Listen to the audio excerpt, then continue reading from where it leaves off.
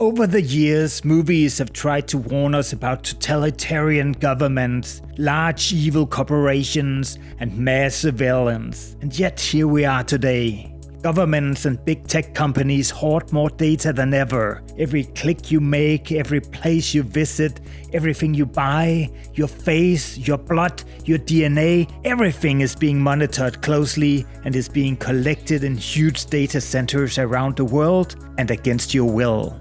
The governments want you to believe that when people are being recorded, they behave better. And they want you to believe that they should be allowed to see all your pictures and videos and read all your private messages to protect children and to stop terrorism.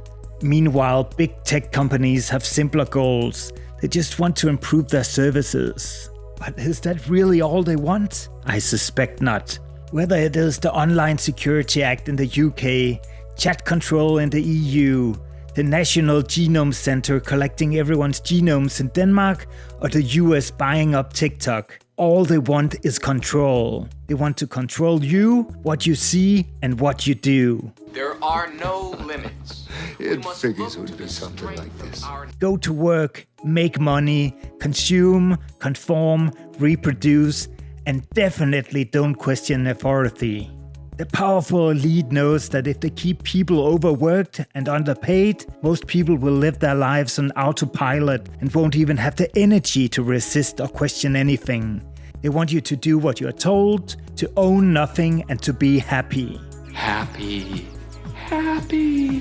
Ha ha ha ha ha. In this video, we will explore some of the movies that have warned us against the elites and their insatiable hunger for control. And hopefully revisiting these movies will help us wake up from our frictionless lives and start resisting. These movies are about defiance and giving the corrupt and powerful elites the middle finger.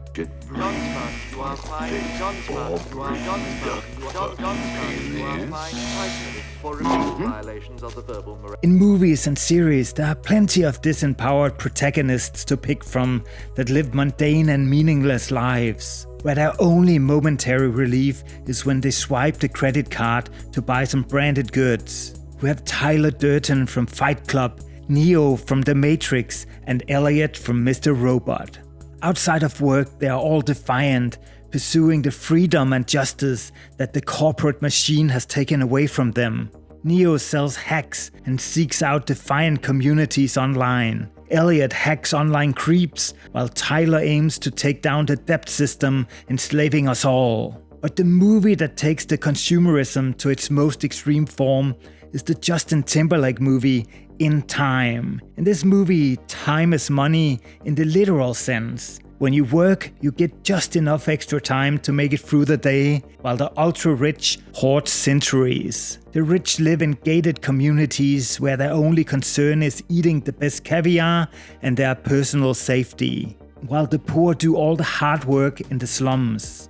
In recent years, we have seen how the rich elite has increasingly distanced themselves from the wider population. The most visual example is Putin at his long table. But we also have people like Zuckerberg building a massive underground bunker in Hawaii, preparing for the end of the world. Meanwhile, children are digging out rare earth metals and mines with their bare hands, such that Apple can make extra billions on their iPhones. One of the biggest critics of the late-stage capitalism has been the movie director John Carpenter. In his movie They Live, Nada believes in America and in doing an honest day of work. If you just work hard enough, you can make a good life for yourself. But he slowly discovers that the game is rigged against the middle class. It seems like success is always just around the corner, but never quite achievable. The jobs dry up, pollution increases. In They Live, the truth is deeply disturbing. We are manipulated by the elite through the media to consume, reproduce, and obey. Money is our god, and global warming is intentional. According to They Live, we have even more disturbing trends to look forward to, like drone policing, which I believe is just around the corner. But luckily, Nada rises up to take down the system. I have come here to chew bubblegum and kick ass.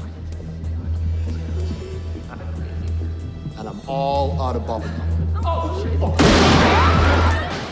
To run the mass surveillance system, data is needed in massive amounts.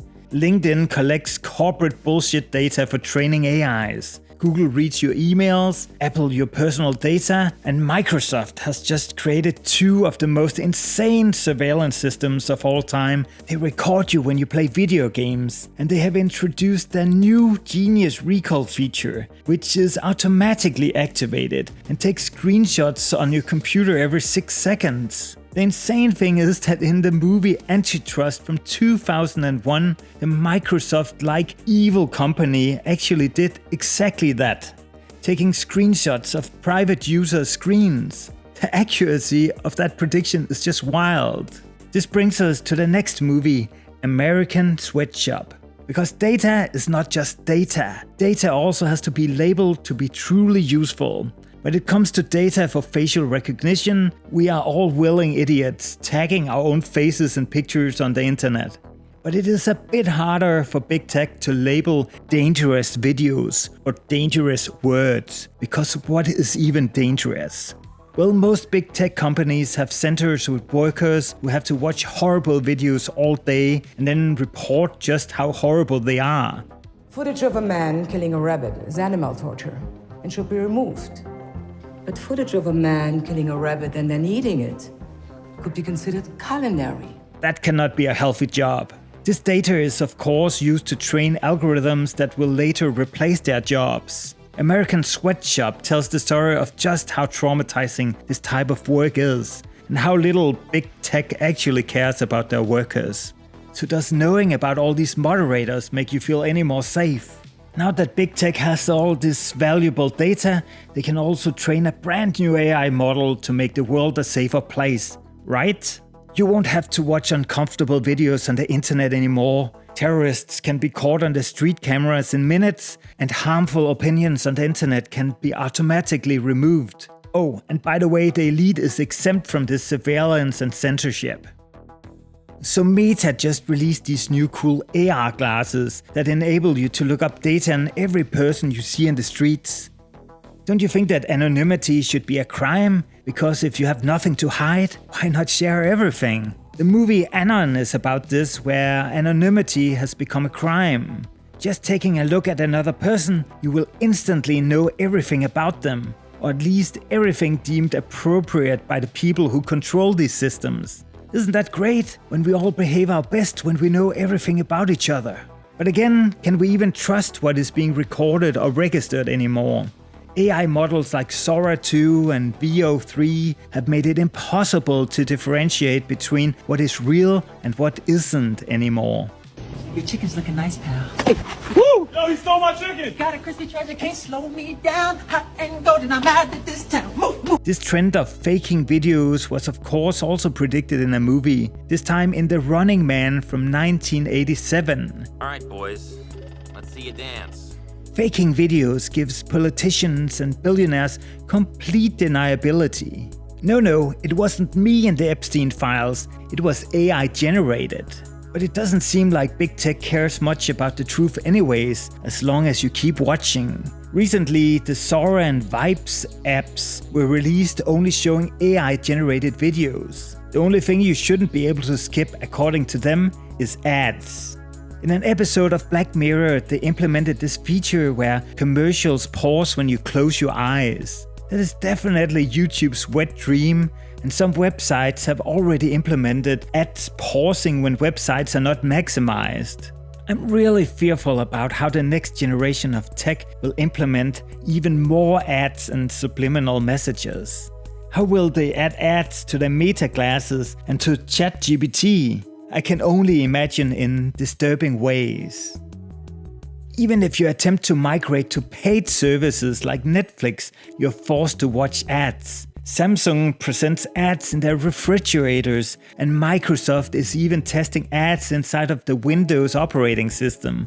The internet has just turned into this surveillance machine, pushing products and fake narratives. Your every button press is being monitored, and your next move is being predicted. Minority Report was shocking when it came out with its predictive policing, but that has just become normal now. If the police knows where you are, it collects your heart rate through your smartwatch, They have your DNA and they can read all of your private messages. How could they not know who committed the crime? I guess it is good that you can catch criminals, but at what cost? Also, what is even a crime anymore? In 2025, more than 12,000 people were arrested in the UK for offensive posts on the internet, while SA gangs were roaming freely. The great thing about movies is that the hero always wins. Tyler and Elliot blow up the banks, Truman leaves the surveillance state behind, Nada blows up the propaganda system, Jerry takes down the evil AI, and so on. But can we also reclaim our freedom and privacy in real life? Well, it will take a lot of effort for sure.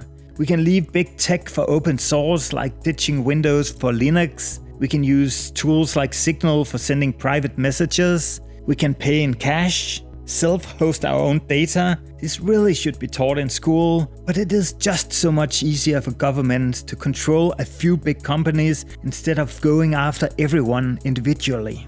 I miss the good old days of the internet, where it was the wild west of curious people sharing their passions, instead of the corporate and advertiser-friendly internet of today, where only the right opinions will be prioritized by the algorithms. Yes, I am a criminal. My crime is that of curiosity. I am a hacker, and this is my manifesto. Huh? Right? Manifesto? You may stop me, but you can't stop us all. Oh, that's cool. Cool? Yeah, cool. You think it's cool? It's cool.